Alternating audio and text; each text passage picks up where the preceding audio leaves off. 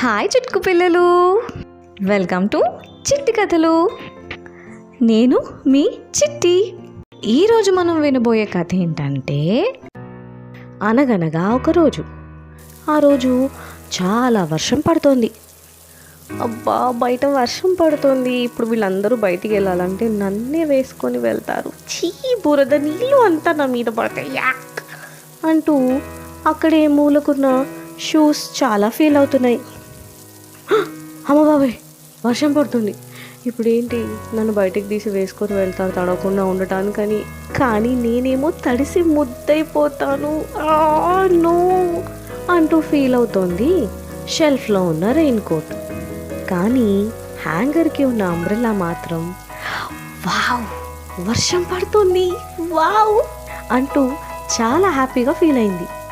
ఏంటి, మేము ఇక్కడ ఏడుస్తుంటే నీకు అంత ఆనందంగా ఉందా అని అడిగాయి షూస్ ఇంకా రెయిన్ కోట్.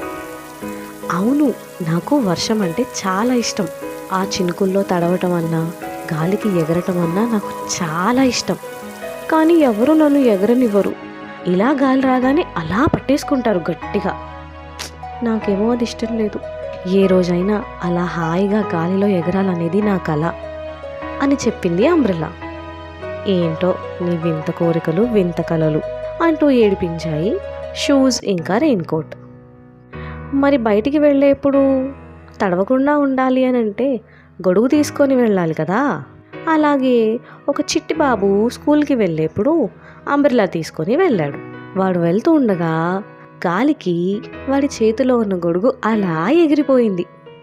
ఏ ఆగు ఆగు అంటూ ఈ పిల్లవాడు వెనకాల పరిగెడుతున్నాడు. కానీ ఆ అంబ్రెల్లా మాత్రం చాలా హ్యాపీగా హాయిగా ఎంజాయ్ చేస్తూ ఉంది. ఎందుకంటే దాని కల నిజమైంది కదా. ఈ స్టోరీని బట్టి మనకు అర్థమైంది ఏంటి, నువ్వు గట్టిగా ఏదైనా జరగాలి అని మనస్ఫూర్తిగా కోరుకుంటే యూనివర్స్ అంతా ఒక్కటయ్యి నీ కోరికని నిజం చేస్తుంది. అర్థమైందా? ఇది ఇవాల్టి చిట్టి కథ. మరో మంచి కథతో మళ్ళీ కలుద్దాం.